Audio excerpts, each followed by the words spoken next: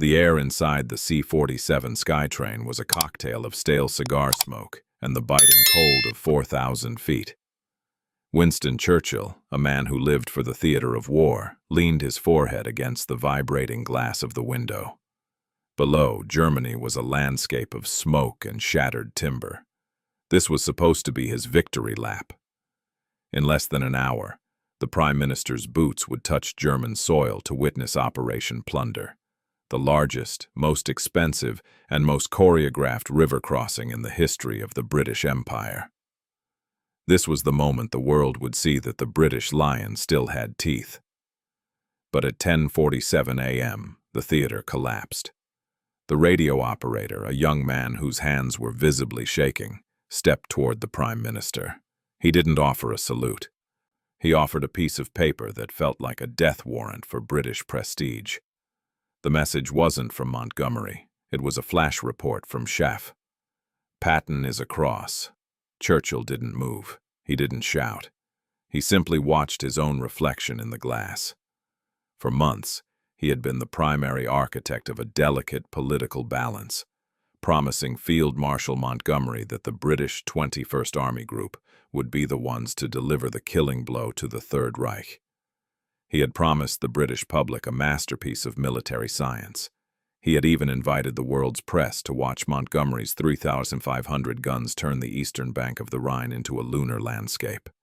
But George S. Patton had just turned the masterpiece into a footnote. While Montgomery was still checking his watch and verifying his supply lines, the American Third Army had slipped across the Rhine at Oppenheim under the cover of a moonless night. No massive artillery barrage, no paratroopers, no 2-month buildup. Just a few assault boats and a terrifyingly aggressive disregard for the agreed strategic framework. The political fallout was instantaneous. Even as the plane descended toward the tarmac where a rigid, humiliated Montgomery stood waiting, Churchill realized the nature of the war had changed in a single night. This wasn't just a military success, it was a diplomatic hijacking. The radio crackled again. It was the first of Montgomery's frantic cables. The demand was clear. Patton has sabotaged the alliance. He must be broken. He must be relieved. Churchill looked at the ticking clock on the bulkhead. In 10 minutes, he would have to face his protégé, a man whose pride was as brittle as glass, and tell him that the world he thought he controlled no longer existed. The Rhine had been crossed, but in doing so, Patton had opened a rift in the Allied command that threatened to swallow the entire victory. To understand why Patton's crossing felt like a betrayal, one must first understand the staggering weight of the machine Montgomery had built. This was not a mere river crossing. It was Operation Plunder, the culmination of British military evolution since the dark days of Dunkirk. Montgomery was a colossal cracker of defenses. His doctrine was built on the foundation of the set-piece battle. To Montgomery, war was a science of logistics, where risk was a variable to be eliminated, not a chance to be taken. By March 1945, Montgomery had amassed a force that looked more like a small nation than a military unit.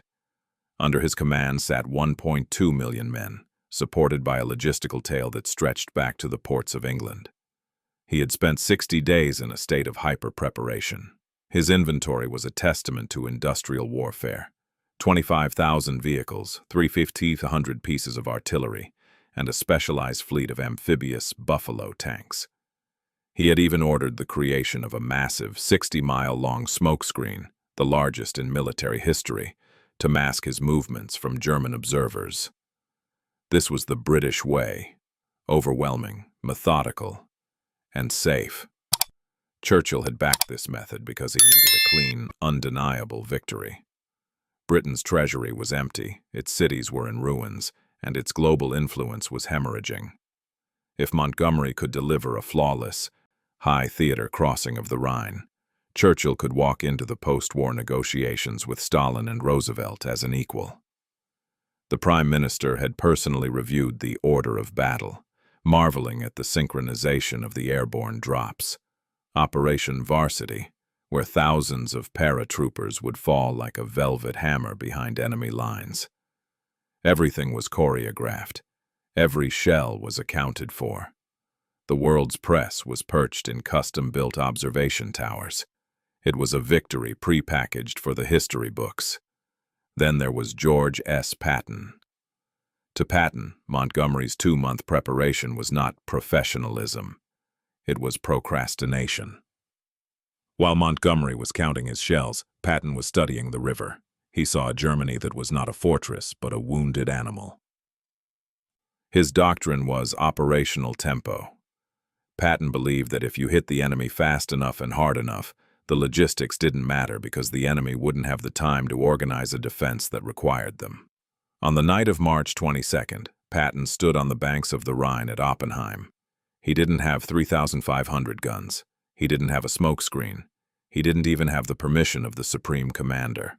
What he had was the 5th Infantry Division and a collection of Navy landing craft that had been hauled across France on trailers. Patton's planning consisted of a brief reconnaissance and a simple order: go. The contrast was jarring. While Montgomery's men were undergoing final inspections and rehearsing their roles in a grand drama, Patton's angry Pennsylvanians were paddling silently into the dark. They met almost no resistance. By the time the sun rose, Patton had a bridgehead. He had bypassed the heart of the German defense by simply refusing to wait for the invited guests to arrive. When the news reached Schaff, the contrast became a crisis. Eisenhower's staff looked at the maps and saw 2 different wars being fought. One was a 19th-century epic of grand maneuvers and slow, grinding certainty. The other was a 20th-century blitz of improvisation and speed. The political danger for Churchill was that Patton's success made Montgomery's caution look like cowardice. If Patton could cross the most formidable natural barrier in Europe with some boats and a few determined men, then why did Montgomery need 1.2 million men and 2 months of planning? This question threatened to expose a terrifying truth. The British military was becoming a museum of 1918 tactics, while the Americans were inventing the future of mobile warfare in real time. Churchill had spent years defending Montgomery's slow pace to the Americans, arguing that Monty saved lives by being careful. But as Patton's tanks began to race into the German interior, that argument was evaporating. The great contrast wasn't just about 2 generals, it was about the survival of British relevance. If the Americans could win the war faster, they would be the ones to write the peace. Churchill sat in his plane, looking at the meticulous plans for Operation Plunder clutched in his hand, and realized they now felt like yesterday's newspaper. The radio silence following the confirmation of Patton's crossing was not a sign of peace. It was the gathering of a hurricane. At Montgomery's tactical headquarters, the atmosphere had shifted from one of disciplined anticipation to a cold, vibrating fury. Montgomery was not merely a general whose thunder had been stolen. He was a believer in the sanctity of the command structure. To him, Patton's move wasn't a tactical victory. It was a strategic mutiny. Montgomery's chief of staff, de Gingand, watched as the field marshal stared at the map of Oppenheim.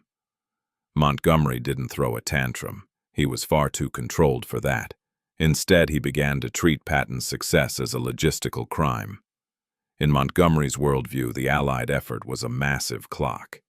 If one gear, even a successful one, decided to spin at its own speed, the entire mechanism would eventually shatter. He viewed Patton's unauthorized crossing as a drain on the shared resources of the alliance. Every gallon of gasoline Patton used on his private bridgehead was a gallon stolen from the main effort of Operation Plunder. By 06 a.m., the cables began to fly. The language used in Montgomery's communications to Schaff and Churchill was carefully calibrated, but lethal.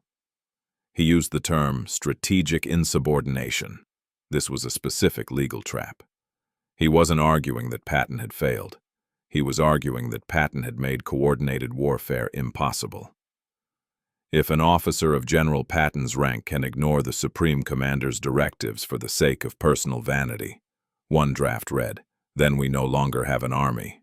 We have a collection of warlords. Montgomery's formal demand was a three-pronged attack. First, he demanded Patton be immediately relieved of command.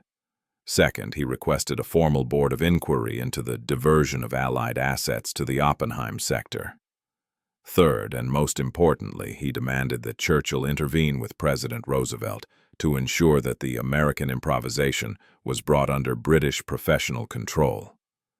While Montgomery was building his legal case, the core conflict was exploding at SHAF headquarters in Luxembourg. General Dwight D. Eisenhower was caught in the center of a nightmare. He knew that Patton was his most effective killing machine, but he also knew that the alliance was a fragile glass vase held together by British pride and American steel. If he supported Patton, he risked a total break with the British, potentially causing Montgomery to resign, an event that would cause a scandal in Parliament and threaten the very fabric of the coalition. The conflict wasn't just about egos, it was about the scarcity of resources. The Allied supply line was at a breaking point. There wasn't enough fuel, ammunition, or transport to support two main efforts. By crossing early, Patton had forced Eisenhower's hand. Eisenhower now had to decide. Does he reinforce the man who followed the rules, Montgomery, or the man who broke the rules but was already winning, Patton? Churchill, meanwhile, was receiving these frantic reports while still in the air. His military secretary, General Ismay, watched the Prime Minister's face as he read the telegrams. Churchill's conflict was deeply personal. He had groomed Montgomery. He had defended Montgomery's slow but sure approach against the biting criticisms of the American press for years. But Churchill was also a historian. He knew that in the history of warfare, the great captains, the Napoleons, the Caesars, the Marlboroughs, were the ones who seized the moment, not the ones who waited for the paperwork to be filed. The tension reached a boiling point when a message arrived from Eisenhower's chief of staff, Bedell Smith. It was a warning. The British press is ready to announce Operation Plunder as the greatest feat of arms. If Patton's crossing becomes the lead story, the blow to British morale will be irreparable. This was the core conflict stripped bare. It wasn't about the Rhine. It was about the market share of glory. If Britain didn't win the crossing of the Rhine, they would lose their seat at the table where the map of Europe was to be redrawn. Montgomery's demand to fire Patton was an attempt to stop the clock, to freeze history until Britain could catch up. Churchill looked out at the German horizon. He could see the flashes of artillery in the distance. Montgomery was right about the rules. Protocol existed for a reason. In a world of nuclear-level armies, you couldn't have cowboy generals doing whatever they pleased. But as Churchill read Patton's report, casualties minimal. Objective: secured. He felt a cold realization. The rules were for people who couldn't win without them. The conflict moved from the radio waves to the tarmac of the Venlo airfield. As the wheels of Churchill's plane touched down, the diplomatic crisis moved from theory to reality. On one side of the runway stood the British military establishment, represented by a rigid, seething Montgomery. In the distance, somewhere across the river, was the American reality. A general who didn't care about the tarmac, the plane, or the Prime Minister, because he was already 10 miles deep into the heart of the enemy. Churchill knew he had to deliver a verdict. If he supported Montgomery, he was choosing the past. If he supported Patton, he was admitting that the British era of military dominance was over. The silence as the plane's door opened was the most deafening moment of the war. Churchill stepped out into the cold, prepared to commit what would be the most significant act of political betrayal in his long career. He wasn't just meeting a general. He was meeting the end of an empire. The wheels of the C-47 chirped against the runway at Venlo, a sound that signaled the beginning of one of the most uncomfortable diplomatic duels of the 20th century. As the door hissed open, the cold March air rushed in, carrying the faint metallic scent of distant artillery. Winston Churchill stepped onto the metal stairs, his hand gripping the railing with a force that betrayed his fatigue. Below him stood Field Marshal Bernard Montgomery. He was a study in stillness, a man who had polished his image as carefully as his boots, waiting to receive the Prime Minister's validation for the greatest feat of arms in British history. The salute Montgomery gave was not the salute of a subordinate to a leader. It was the salute of a partner demanding his due. The greeting was brief, the pleasantries non-existent.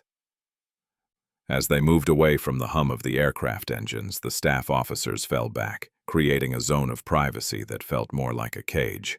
"I trust you received my cables, Prime Minister," Montgomery began, his voice clipping each word with surgical precision. "The situation with the American Third Army is no longer a matter of tactical friction. It is a collapse of the strategic order. Patton must be removed, not next week, not after the crossing. Now." Churchill walked slowly, his cane thudding against the pavement. He didn't look at Montgomery. He looked at the horizon where the smoke of Operation Plunder was beginning to rise. "You speak of order, Bernard," Churchill replied, his voice a low rumble. "But the Americans speak of the river. And they are on the other side of it. They are on the other side of it by accident and ego," Montgomery snapped. "Patton has jumped the gun to satisfy a personal craving for headlines. He has diverted assault craft intended for the Ninth Army. He has ignored the fuel allocations agreed upon at the Malta Conference. If this is allowed to stand, then the SHAEF command structure is a fiction. I cannot lead the 21st Army Group if the flank is being commanded by a man who plays by the rules of a cavalry raid." Churchill stopped and turned to face him. This was the moment of the Socratic trap. He leaned on his cane and looked Montgomery in the eye. "Tell me, Bernard, if Patton had come to you on the 21st and asked for permission to throw his 5th Division across at Oppenheim because he saw a gap in the German line, what would your answer have been?" The silence lasted only a second. Montgomery was too intellectually honest, or perhaps too rigid to lie. "I would have denied it, of course. It would have been an uncoordinated movement. It would have risked a bridgehead without proper artillery support. It would have been untidy." "Untidy," Churchill repeated, the word tasting like ash. "And yet, he is across, with minimal casualties, without your 3,500 guns, without your 2 months of meticulous tidying. Bernard, you are asking me to fire a general for the crime of being efficient. I am asking you to fire him for the crime of insubordination." Montgomery's face was flushed, the professional mask finally slipping. "The Americans are treating this war as a race. It is not a race. It is a systematic dismantling of the German military machine. Speed without coordination leads to disaster." Churchill sighed, a sound that seemed to carry the weight of the entire British Empire. "No, Bernard, you are wrong. At this stage of the war, speed is the only coordination that matters. Every day we spend tidying our lines is a day the Red Army moves closer to the Elbe. Every hour you spend counting shells is an hour that Stalin uses to cement his grip on Eastern Europe. Patton understands that the Rhine is not a tactical problem to be solved. It is a door to be kicked down before someone else claims the house."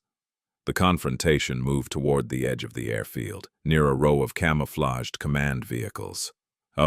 Montgomery attempted to pivot back to the legalities. He spoke of the sanctity of the plan and the promises made in London. He reminded Churchill that Operation Plunder was the centerpiece of the British contribution to victory, a symbol of the Empire's enduring professional excellence. "It is a beautiful plan, Bernard," Churchill said, his voice softening but gaining a sharper edge. "It is a masterpiece of 1918 thinking applied to 1945 reality. You have built a sledgehammer to kill a fly. Patton used a rock he found on the ground.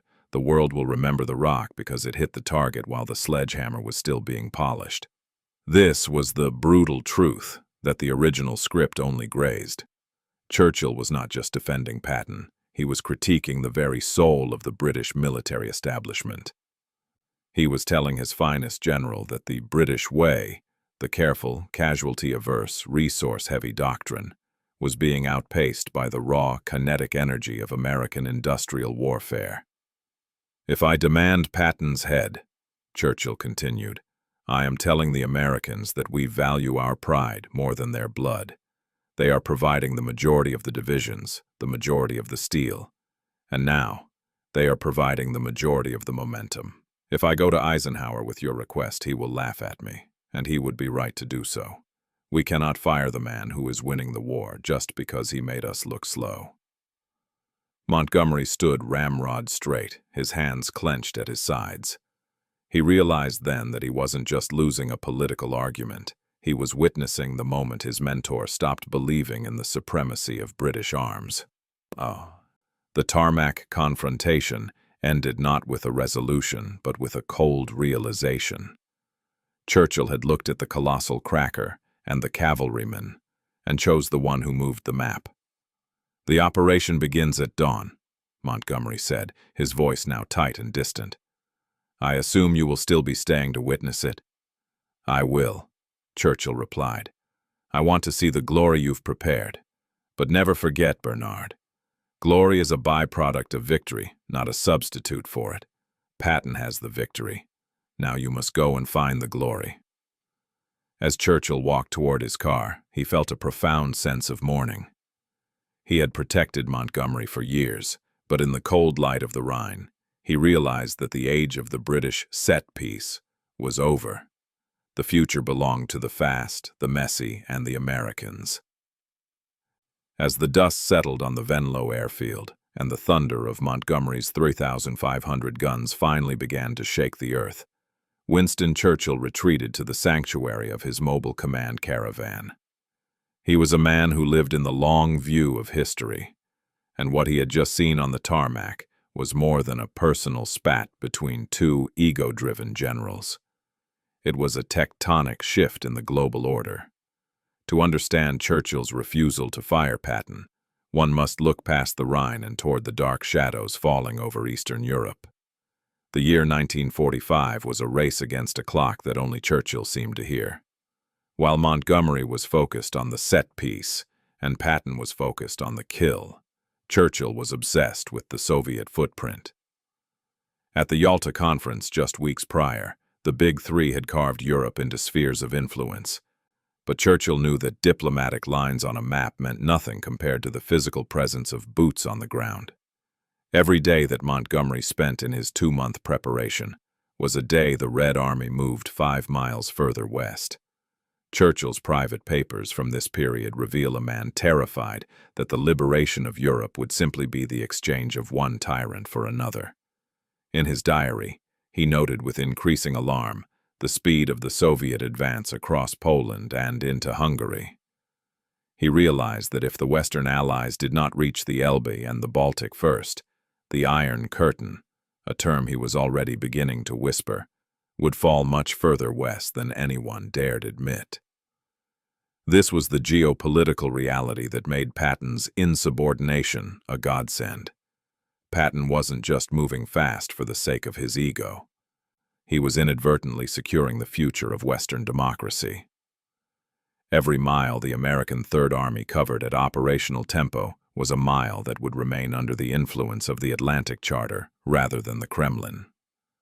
Churchill realized that Montgomery's methodical caution, while militarily sound in a vacuum, was a geopolitical disaster.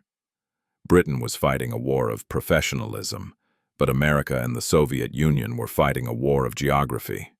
But there was a darker, more painful revelation for Churchill that afternoon, one he would only confess to his physician, Lord Moran, under the influence of late-night whiskey. It was the realization of British obsolescence. Since 1942, Churchill had played a masterful game of imperial bluff. He had convinced Roosevelt and the American generals that Britain was an equal partner in the Grand Alliance. He had used his soaring oratory and his personal relationship with FDR to mask the fact that Britain was effectively bankrupt, its manpower exhausted, and its industrial base dwarfed by the American arsenal of democracy. By March 1945, the mask was slipping. The Americans were now providing nearly 75% of the men and material in the European theater. When Montgomery demanded Patton be fired, he was acting as if he were still the lead partner in the firm. He was demanding that the senior partner, America, fire its most productive employee, Patton, to satisfy the junior partners, Britain's sense of decorum. Churchill saw the absurdity of this position. He realized that if he pushed Eisenhower to fire Patton, he wouldn't just be risking a military disagreement. He would be forcing a confrontation that would expose Britain's true weakness. "The Americans have learned to move faster than we can think," Churchill told Lord Moran. It was a devastating admission. It wasn't just about tanks and planes. It was about the psychology of power. British military doctrine was rooted in the 19th century ideal of the colonial war. Small, professional, careful with lives, because lives were a scarce resource. American doctrine was rooted in the 20th century ideal of the industrial blitz, using overwhelming resources and high-speed attrition to shatter the enemy before they could even formulate a response. Churchill looked at the maps of Operation Plunder. He saw the smoke screens, the meticulously timed artillery barrages, and the paratroopers. It was beautiful, but it was slow. It was the work of a nation that could not afford a mistake. Patton's crossing at Oppenheim was the work of a nation that didn't care about mistakes because it had the power to overwhelm them. The geopolitical revelation was that the British Empire was no longer the vanguard of Western civilization. It was the rear guard. Churchill's decision to stand by Patton was his first official act of accepting the Pax Americana. He understood that to save the Europe he loved from the Soviet threat, he had to embrace the American chaos represented by Patton over the British order represented by Montgomery. He reflected on the price of pride. Montgomery's pride was tied to his rank, his reputation, and his set-piece perfection. Churchill's pride was tied to the British Empire. In choosing Patton, Churchill was sacrificing British military prestige to ensure Allied survival. It was a brutal trade. He knew that by allowing Patton to steal the Rhine, he was signaling to the world that the American way of war was the new global standard. In the quiet of his caravan, Churchill began to draft the handwritten postscript to Eisenhower. It was more than a recommendation for Patton. It was a surrender of the British command. "Ike, keep Patton moving," he wrote. In those 4 words, Churchill was admitting that the British method was no longer sufficient to win the world. He was choosing the band of angry Pennsylvanians in rowboats over the 1.2 million men of the 21st Army Group, because the Pennsylvanians were already on the other side. This chapter of Churchill's life is often overlooked by historians who focus only on the victory. But for Churchill, the crossing of the Rhine was the moment he realized he was no longer the conductor of the orchestra. He was merely a guest in the audience, watching a new superpower take the stage. The war was being won, but the British era was ending. The revelation was as cold as the German winter. Speed didn't just win battles, it decided who would rule the post-war world. And Britain, for all its bravery and set-piece brilliance, was simply too slow. As he prepared to step back out and watch Montgomery's grand show, Churchill felt the weight of this truth. He would applaud. He would celebrate. He would tell the press it was a glorious British victory. But in his heart, he knew the truth. Patton had already won the war. Montgomery was just finishing the script. The smoke from Montgomery's 1,000-gun barrage eventually cleared, revealing a bridgehead that was, by all technical accounts, a masterpiece. Operation Plunder had succeeded. The British 21st Army Group was across the Rhine in force, and the path to the heart of Germany was open. To the public, it was a moment of unalloyed triumph. But behind the closed doors of Allied command, the fallout of the Patton incident was just beginning to reshape the post-war world. Churchill's final decision, to decline Montgomery's demand and essentially pardon Patton's success, created a permanent fracture in the British military hierarchy. Montgomery, a man who viewed loyalty as a two-way street, felt that Churchill had traded British honor for American speed. Their relationship never fully recovered. In the years that followed, the correspondence between the two men turned from the warmth of a mentor and protege to the brittle formality of two rivals who happened to be on the same side. But the resolution was found in the sheer momentum of the advance. Because Churchill refused to slow Patton down, the American Third Army became a lightning bolt aimed at the throat of the Reich. By late April, Patton's forces were not just across the Rhine. They were surging into Czechoslovakia and Austria. This operational tempo created a reality that even Stalin could not ignore. The speed of the American advance secured territory that, under Montgomery's slower, methodical plan, would almost certainly have fallen behind the Soviet line. The legacy of this moment is found in the transition of global military doctrine. The British way of war, the belief in the crushing weight of the set piece, was largely retired in the face of the American way. Modern warfare, from the deserts of the Middle East to the digital battlefields of the 21st century, is a direct descendant of the Patton principle. That speed is the best form of security, and that a messy success today is worth more than a perfect plan tomorrow. In 1953, shortly after being re-elected as Prime Minister, Churchill wrote a private letter to then-President Eisenhower. In it, he reflected on that cold morning at the Venlo airfield. He admitted that his decision to protect Patton was one of the most difficult of his career, not because he doubted Patton's talent, but because he knew it signaled the end of Britain's role as the master of the continent. "We are a nation of planners," Churchill wrote, "but you are a nation of doers. In the Rhine, I realize that the future belongs to the doers."